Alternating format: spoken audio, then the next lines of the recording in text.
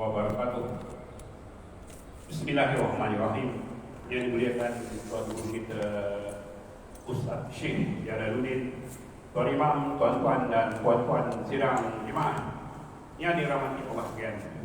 Alhamdulillah, sekali lagi kita mengangkat syukur kepada Allah Subhanahu wa taala dengan izin dan rahmat-Nya kita masih lagi dapat diberi buah, diberi kesihatan yang baik, diberi petunjuk dan kelapangan untuk sama hati bersuara pada malam. Alhamdulillah, tadi kita telah pun berikan solat pada maghrib secara jemaah dan bersama lagi untuk mendengar sedikit ilmu atau nasihat yang akan disampaikan oleh Tuan Guru kita Tuan Syekh Jalaluddin. Pada malam ini yang mulia Tuan Syekh kita akan menyambung lagi syarahan beliau yang diambil daripada kitab Al-Hikam. Jadi sesamalah kita dengar apa yang akan disampaikan. Semoga dengan ilmu yang akan kita dengar nanti kita mendapat manfaat dan keberkatan daripadanya. Dengan itu saya serahkan majlis ini kepada Tuan Syekh untuk memimpinnya. Sekian. Assalamualaikum warahmatullahi wabarakatuh. Waalaikumsalam warahmatullahi wabarakatuh. Bismillahirrahmanirrahim. Alhamdulillahi rabbil alamin.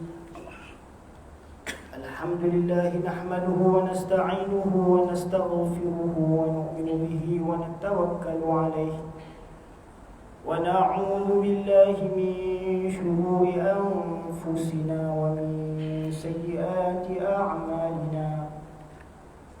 Man yahdihillahu fala mudilla lahu wa man yudlilhu fala hadiya lahu. ونشهد أن لا إله إلا الله وحده لا شريك له ونشهد أن سيدنا وحبيبنا وشفيعنا محمدا عبده ورسوله صلى الله تعالى عليه وعلى آله وصحبه وبارك وسلم تسليما كثيرا كثيرا. أما بعد، فإن أصدق الحديث كتاب الله تعالى وخير الهدي هدي محمد صلى الله عليه وسلم وشر الأمور محدثاتها وكل محدثة بدعة وكل بدعة ضلالة وكل ضلالة في النار. سبحانك لا علم لنا إلا ما علمتنا إنك أنت العليم الحكيم. ولا حول ولا قوة إلا بالله العلي العظيم. رب اشرح لي صدري ويسر لي أمري واحلل عقدة من لساني يفقه قولي. قال المؤلف رحمه الله تعالى ونفعنا بعلومه آمين. Telah berkata pengarang kitab Al-Hikam bagi Syekh Ibnu Athaillah Al-Iskandari rahimahullah, yang mana kita telah sampai pada hikmah yang ke-25. Ya, kalau yang kitab terjemahan tu kita pada muka surat 67. Ya. Di mana Syekh telah berkata qala, pada hikmahnya yang ke-25 ini kata Syekh, ma tawaqqafa matlabun anta talibuhu bi rabbika wa la tayassara matlabun anta talibuhu bi nafsika. Ya, berkata Syekh, ma tawaqqafa matlabun anta talibuhu bi rabbika ولا تيسر مطلب أنت طالبه بنفسك. Di dalam kata-kata hikmah Syekh Ibnu Athaillah rahimahullah taala, di sini Syekh menerangkan tentang tuntutan. Apa yang kita tuntut? Ma tawaqqafa artinya apa? Ma di sini adalah ma nafiyah. Ya, dalam bahasa Arab ma tu dia ada membawa beberapa makna. Ada kadang-kadang digunakan untuk menunjukkan nafi, yakni menafikan sesuatu. Ataupun ma boleh juga digunakan untuk istifham, untuk menanyakan sesuatu, ya. Ma ismuka, ya, apa nama kamu? Ma juga, ya. Jadi ma tawaqqafa berasal daripada kata dasar waqafa. Waqafa artinya waqaf. Waqaf artinya, kalau kita baca Quran, waqaf tu artinya berhenti, ya. Ma tawaqqafa, yakni tidak terhenti. Matlabun berasal daripada kata dasar talabun, yakni berarti menuntut, ya. Talabul ilmi fariidatun ala kulli muslim, ya. Menuntut ilmu adalah fardu atas setiap muslim.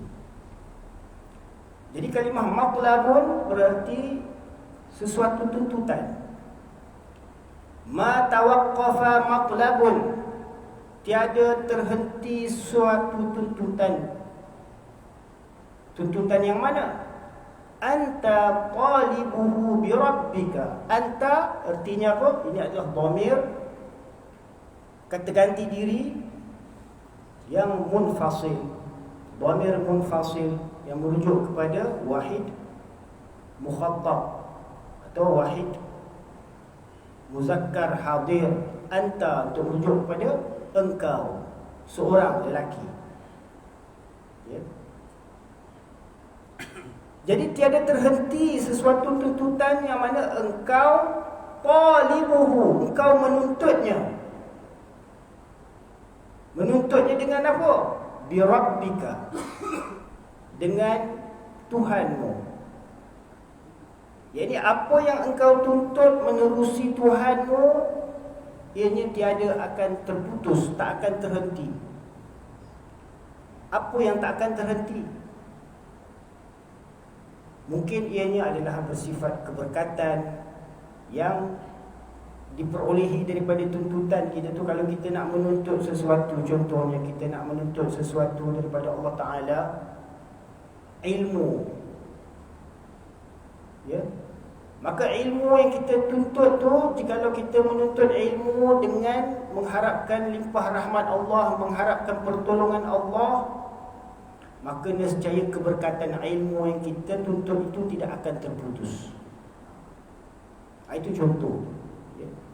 Ma tawaqqafa matlabun anta talibuhu bi rabbika, tiada akan terputus apa saja tuntutan yang engkau tuntutnya dengan Tuhanmu. Wala tayassara, la di sini berarti la nafiyah dulu, ya. La ni dalam bahasa Arab dia ada la yang membawa makna nahi dan ada membawa makna nafi, ya. Jadi makna nahi dan nafi ni dia berbeza, ya. Kalau nafi itu dia menafikan sesuatu, tidak, ya. Kalau nahi artinya jangan, ya. Jadi la di sini adalah la nahi, la nafi, ya, bukan la nahi, ya. Wala tayassara matlabun, dan tayassara ini daripada perkataan kata dasarnya yusrun artinya mudah. Fa inna ma'al usri yusra. Yusra artinya mudah. Fa inna ma'al usri yusra. Inna ma'al usri yusra. Sesungguhnya berserta dengan kesulitan itu ada kemudahan, ya. Sesungguhnya beserta dengan kesulitan itu ada kemudahan. Jadi yusrun artinya kemudahan. Bila datang la nahi, la nafi, la nahiyah di sini, la nafiyah di sini, ya, dan tiada menjadi mudah, artinya la tayassara matlabun, tiada menjadi mudah sesuatu tuntutan, anta qalibuhu bi nafsika, tuntutan yang macam mana? Tuntutan yang kamu tuntut dengan nafsu kamu. Jadi apa yang kita tuntut sesuai dengan menuruti kehendak Allah Subhanahu wa taala, maka nescaya Allah Subhanahu wa taala akan lanjutkan, akan panjangkan, tak akan terputus keberkatan apa yang kita tuntut, jikalau ianya untuk mendekatkan diri kita kepada Allah Subhanahu wa taala.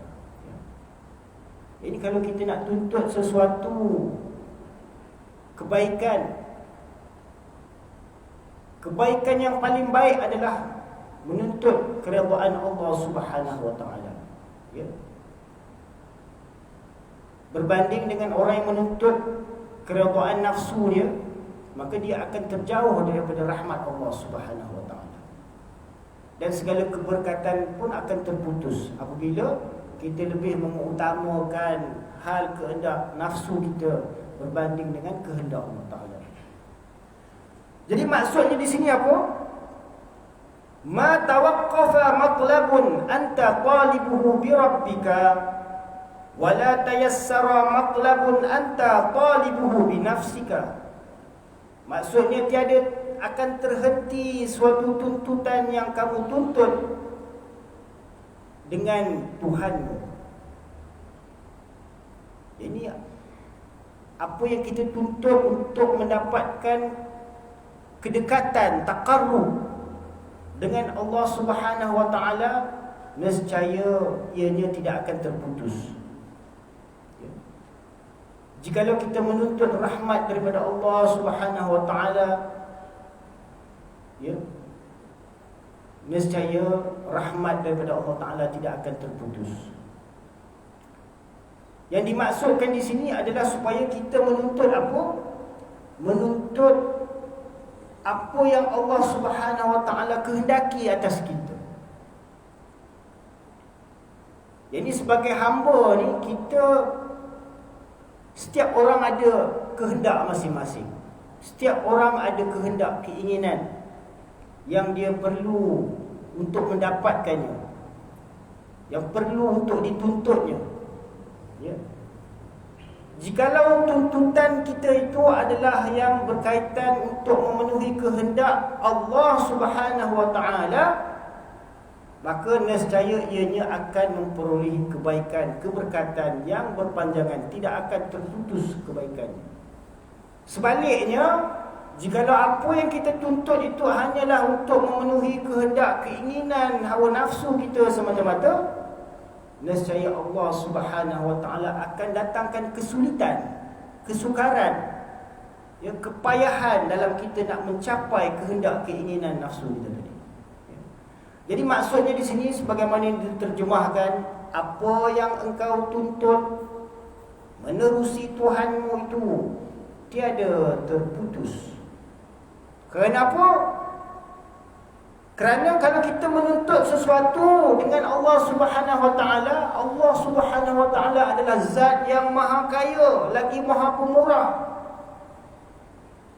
Ya, Allah Taala bersifat Ar-Rahman, Allah Taala bersifat Ar-Rahim, maha pengasih, maha pemurah. Lebih-lebih lagi kepada orang-orang yang beriman dan yang bertakwa. Allah Subhanahu Wa Taala maha kaya, ya, untuk kita hadapkan segala permohonan, permintaan, hajat, munajat kita hanya kepada Allah Subhanahu Wa Taala selayaknya untuk kita hadapkan segala tuntutan kita.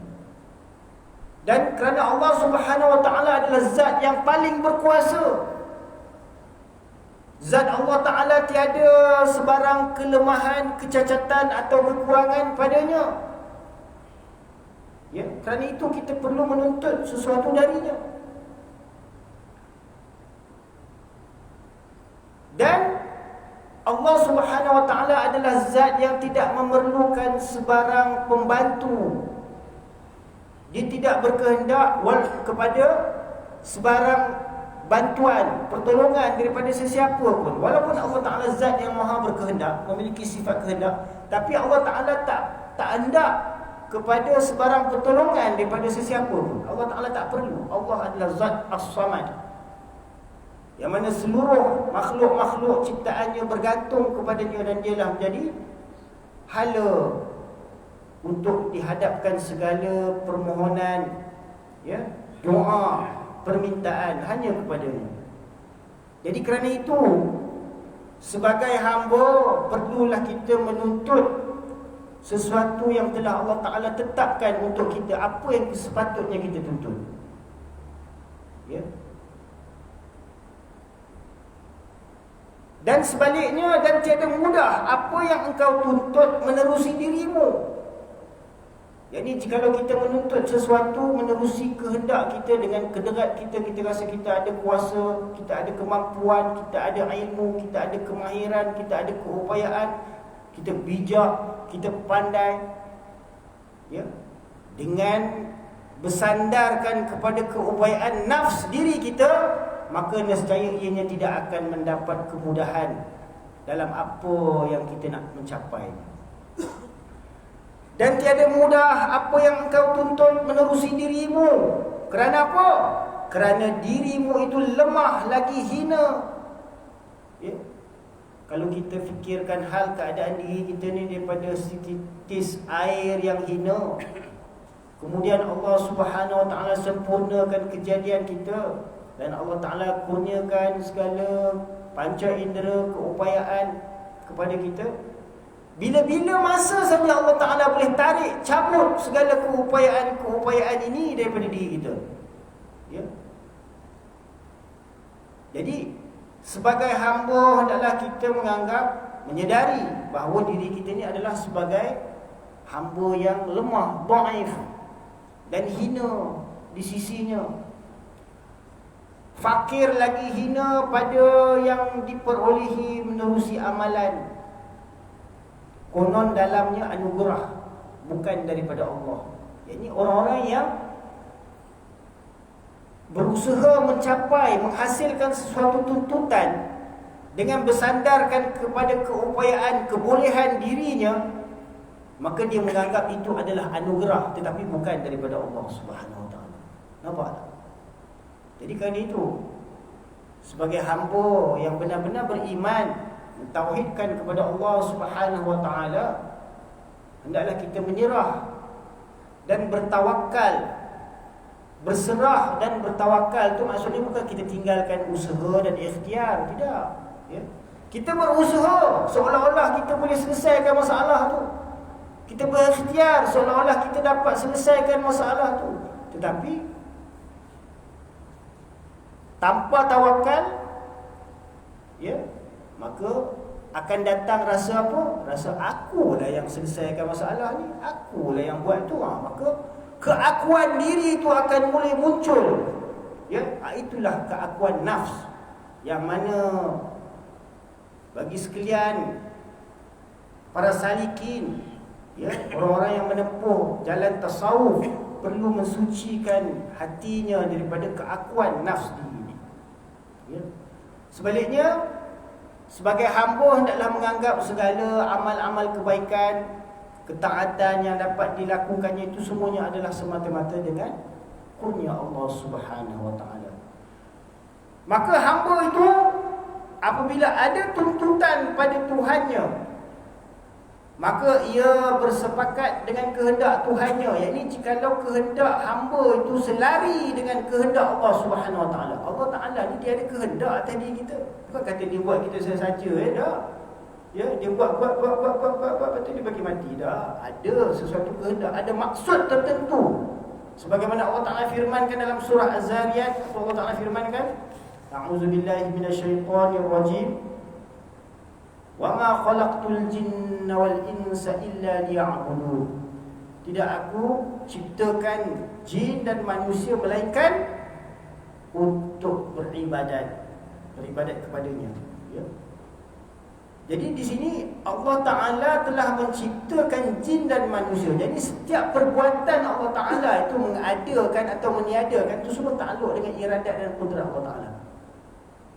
Kalau tanpa iradat Allah Ta'ala, mau Allah Ta'ala buat sesuatu, ya. Jadi Allah Ta'ala ni dia berkehendak. Bila mana dia berkehendak menciptakan jin dan manusia, itu mesti ada tu tujuan dia. Dan Allah Ta'ala bagi tahu. Kenapa?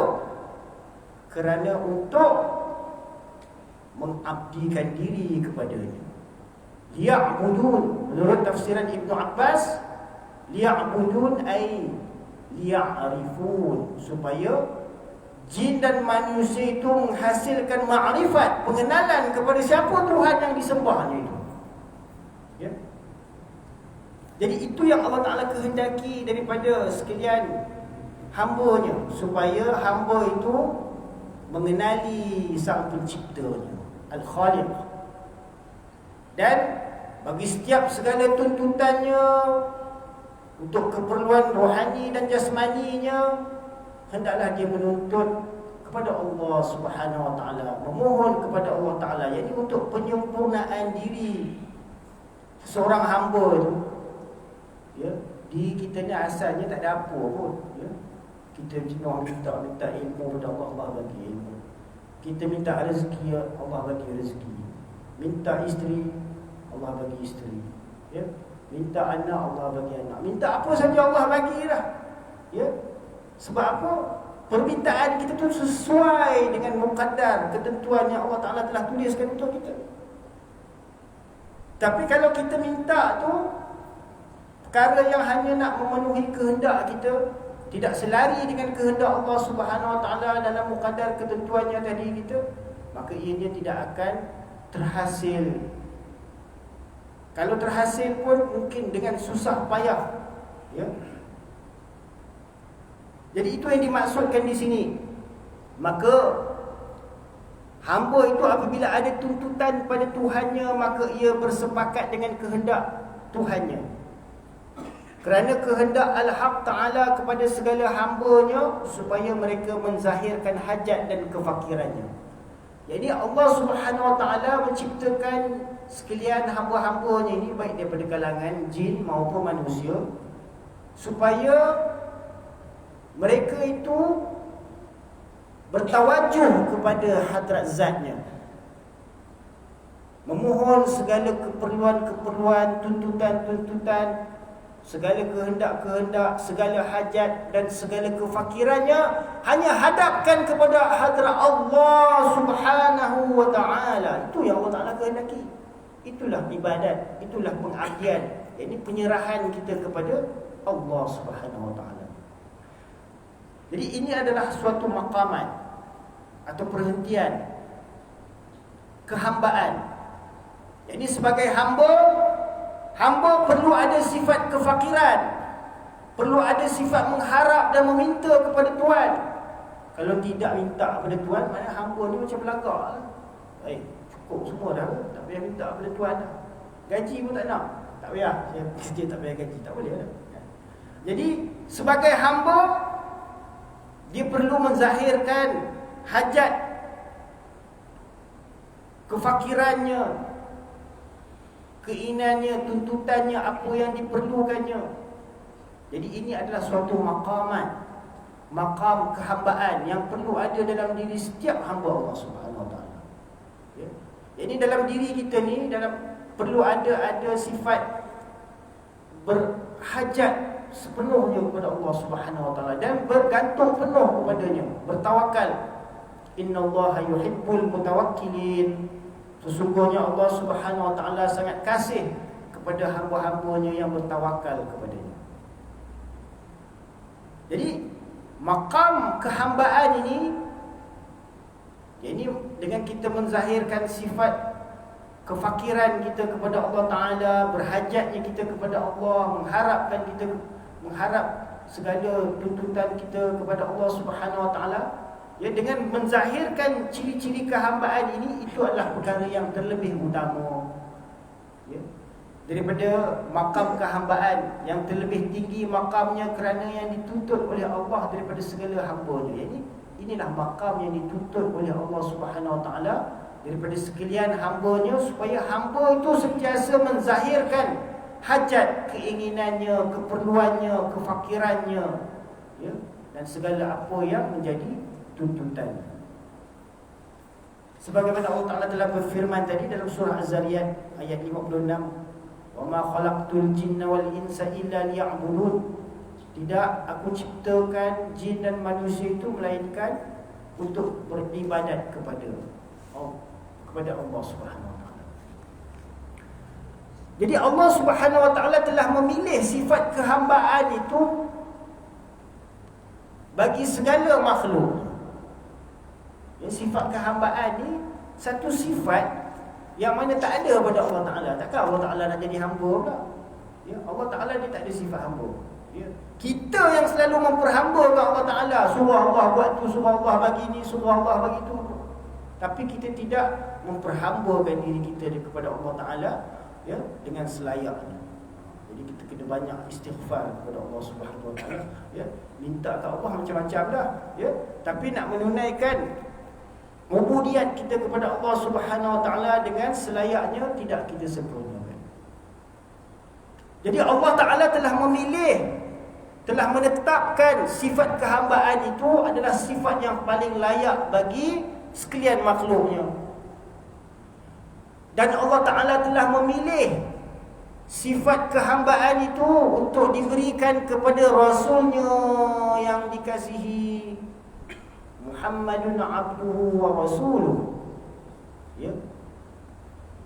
Baginda Nabi Muhammad sallallahu alaihi wasallam sebagai nabi yang dikasihi oleh Allah Subhanahu wa taala.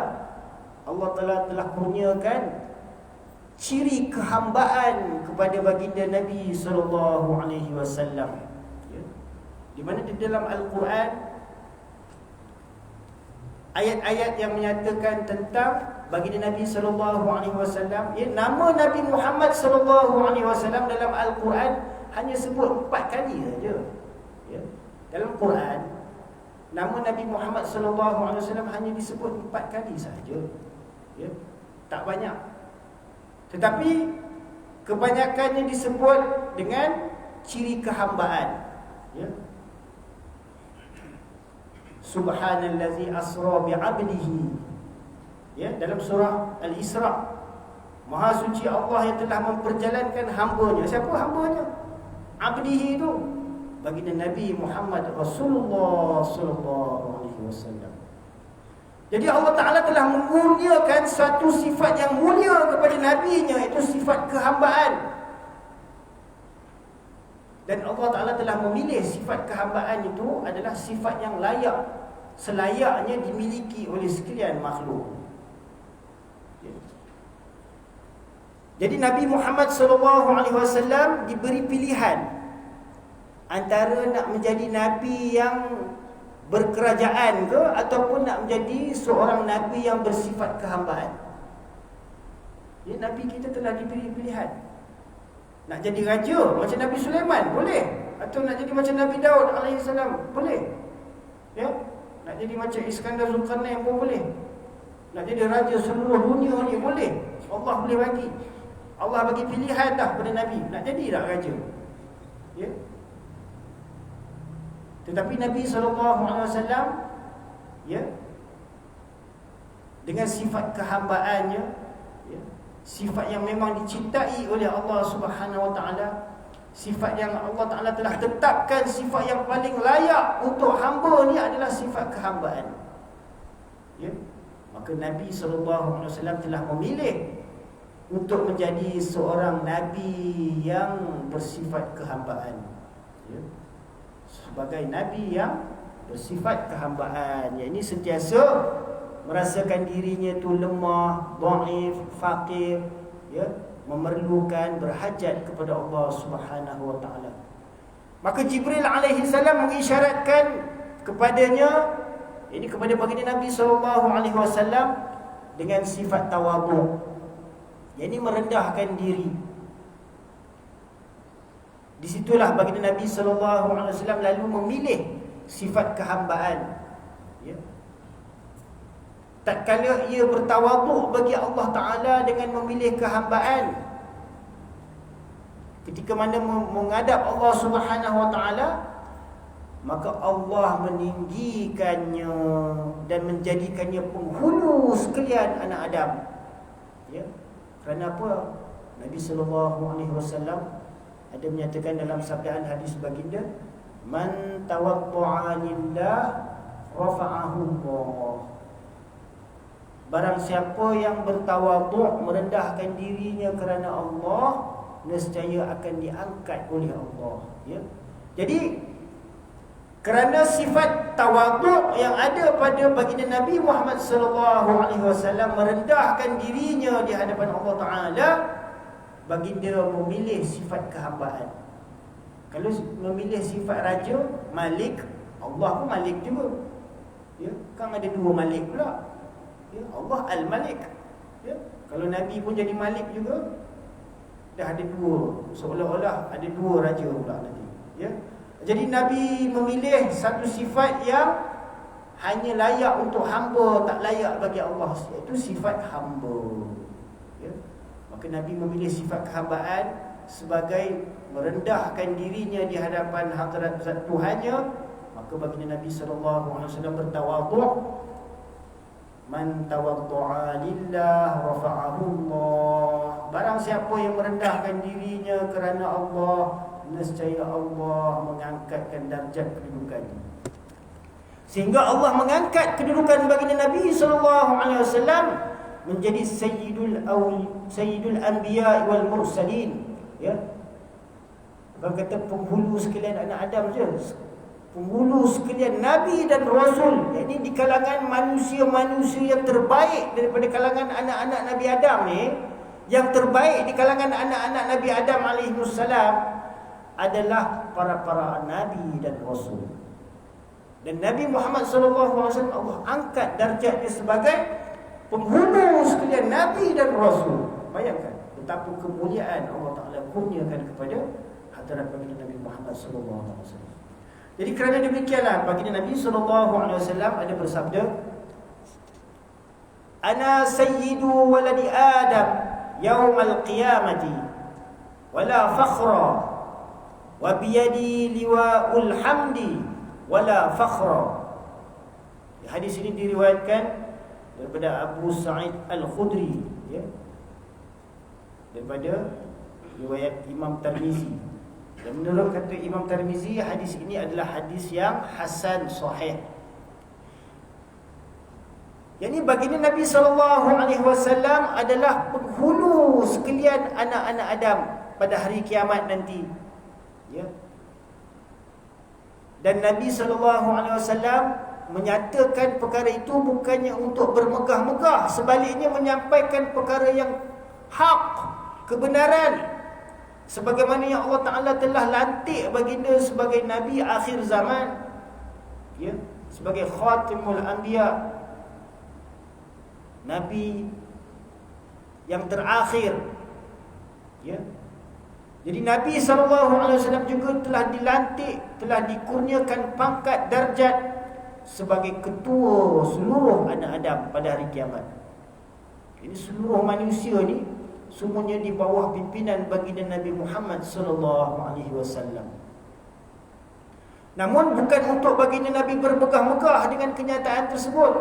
Ya, tetap baginda Nabi SAW dengan sifat kehambaannya baginda bertawaduk. Dan di tanganku, kata Nabi, bendera pujian. Ini di kalangan orang-orang hamba-hamba yang memuji-muji Allah, baginda Nabi SAW itu memegang bendera pujian, ya.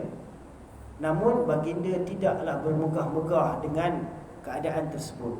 Namun sebagai menyatakan hakikat kebenaran yang sebenarnya, baginda Nabi SAW adalah yang paling banyak memuji Allah Subhanahu wa taala, sehingga baginda Nabi SAW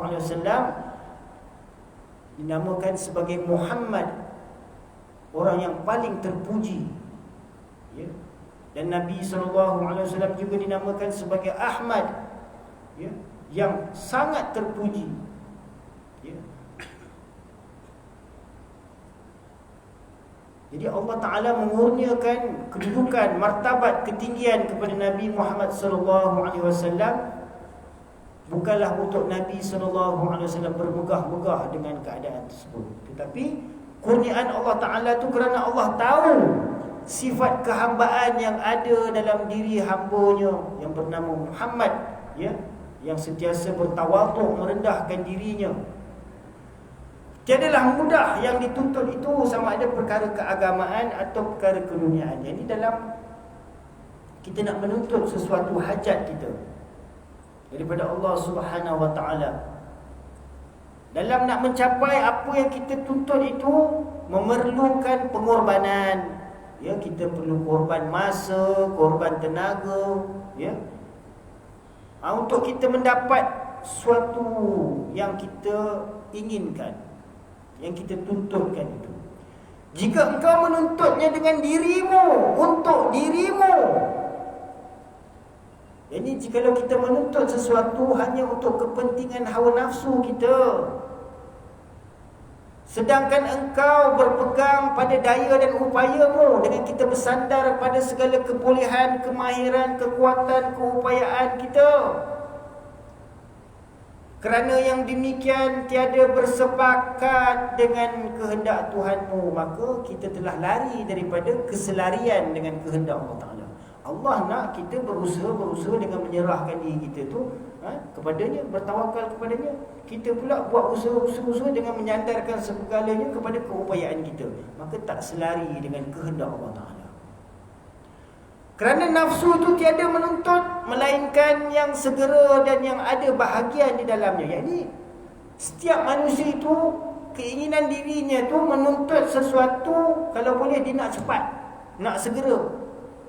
Dan kalau boleh dia nak sesuatu yang memberi manfaat, keuntungan, kesenangan, keselesaan untuk diri dia. Untuk orang lain dia tak boleh fikir. Kalau boleh, ya, segala kesenangan, kemudahan, ya, yang diinginkan tu dapat kat dia dulu. Itu kehendak nafsu. Setiap nafsu macam tu. Ya, kalau kita berebut nak dapatkan barang, kalau boleh dapat kat kita dulu, tu kita nak. Ya, kalau boleh dapatlah kat aku dulu. Ya. Maknanya selalunya nafsu itu dia akan mengutamakan kehendak dirinya sendiri. Itulah hakikat nafsu kita. Sebab tu ada istilah mementingkan diri sendiri. Ya. Sebaliknya, orang-orang yang beriman kepada Allah dan Rasulnya dan hari akhirat, mereka ni melihat kepentingan sesama manusia, khasnya kepentingan orang lain, orang-orang yang beriman, sebagaimana sahabat-sahabat radhiyallahu anhum ajma'in.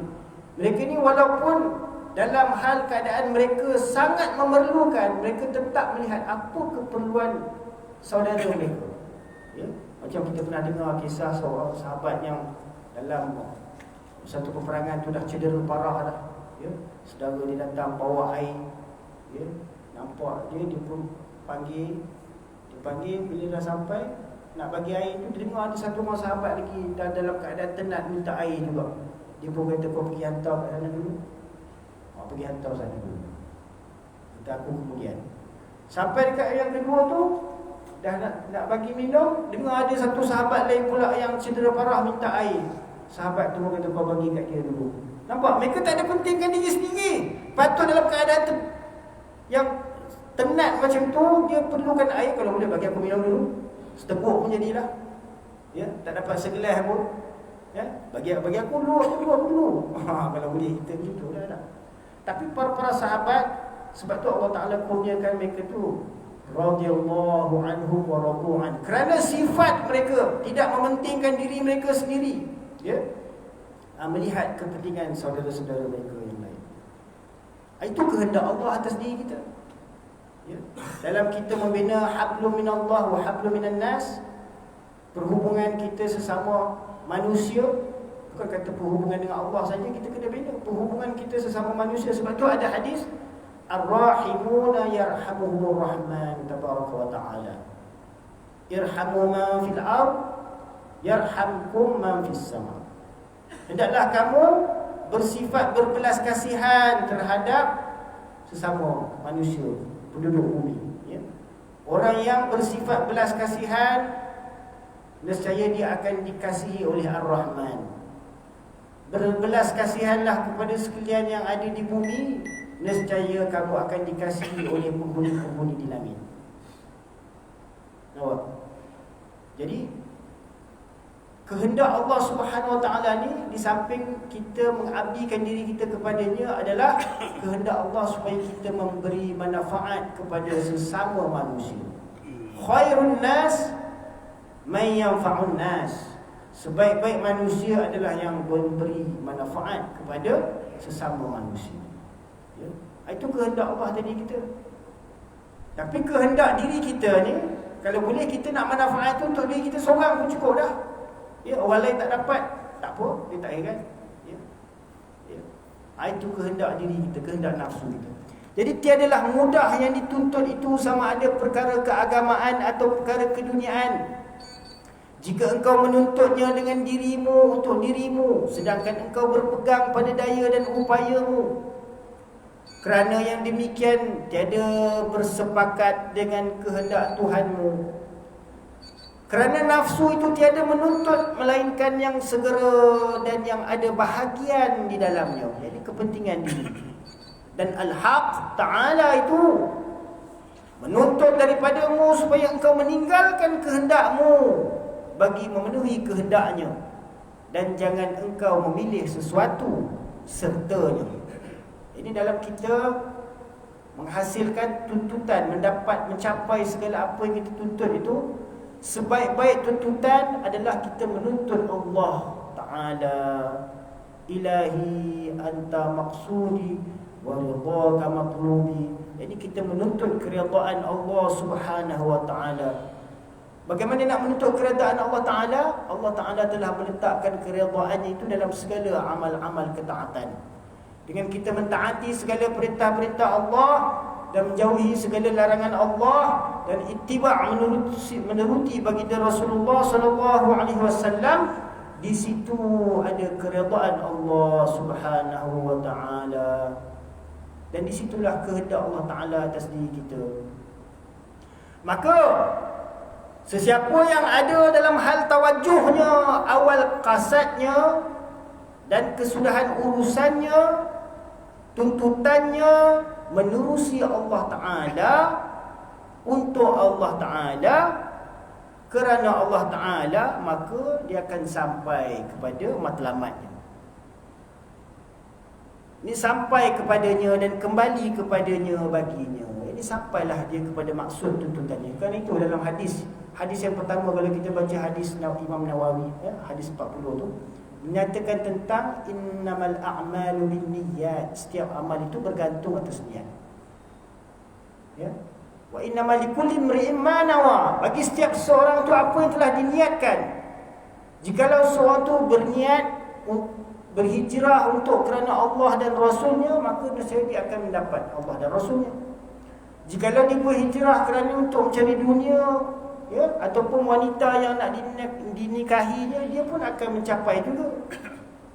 Ya, tapi dia tidak akan mendapat keridaan Allah Subhanahu Wa Ta'ala dan Rasulnya. Ya. Jadi kerana itu, setiap tuntutan kita hendaklah kita mulakan dengan niat yang betul, menuntut perkara yang diredai oleh Allah Subhanahu Wa Ta'ala, ya, dan mengenepikan segala tuntutan keinginan hawa nafsu kita, ya. Maka yang demikian itu adalah dalil atas sah kesudahannya dan sampai kepada darjat yang kamal, ini kesempurnaan. Wallahu a'lam wa ilmuhu atam. Itulah sedikit sebanyak huraian daripada kalam Syekh, dalam hikmah Syekh Ibn Atha'illah, yang menyatakan bahawa ma tawaqqafa matlabun anta talibuhu bi rabbika.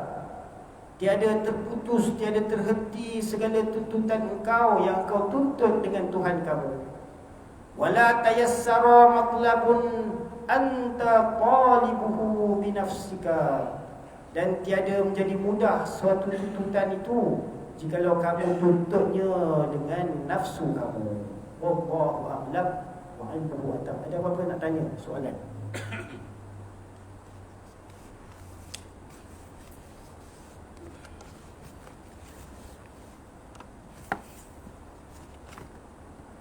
Ada tak apa-apa nak tanya? Cikgu okey, cepat je kan.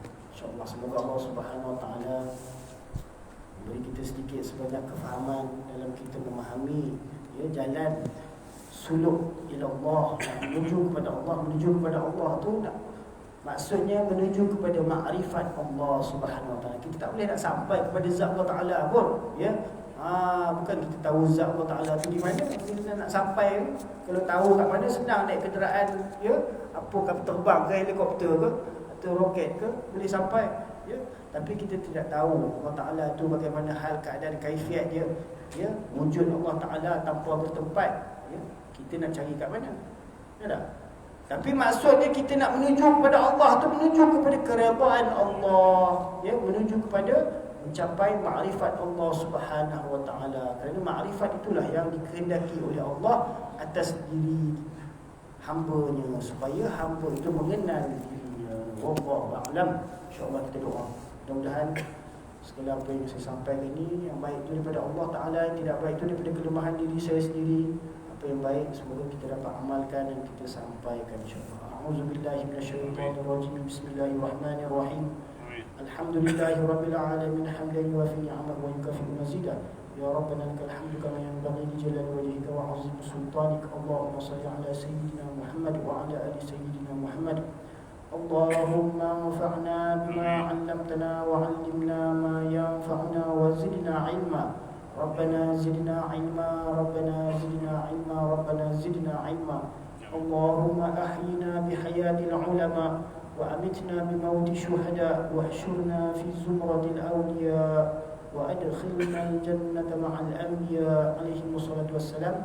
Rabbana atina fid dunya hasanatan wa fil akhirati hasanatan wa qina azaban nar.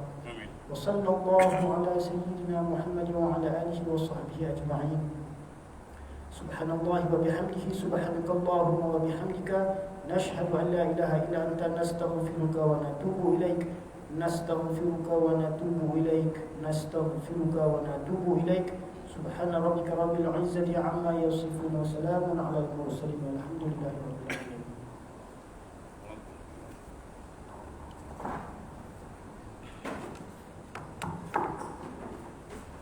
Alhamdulillah. Itu tadi sedikit ilmu yang begitu manfaat yang telah disampaikan oleh Yang Mulia Tuan Guru kita Ustaz Syed Jalaluddin, yang diambil dari kitab Al-Hikam. Pihak jemaah mengucapkan ribuan terima kasih kepada Ustaz. Semoga dengan ilmu yang disampaikan tadi kita mendapat kefahaman dan rahmat daripada Allah Subhanahu Wa Taala. Jadi dengan itu saya sudahi dengan Assalamualaikum warahmatullahi wabarakatuh. Waalaikumsalam.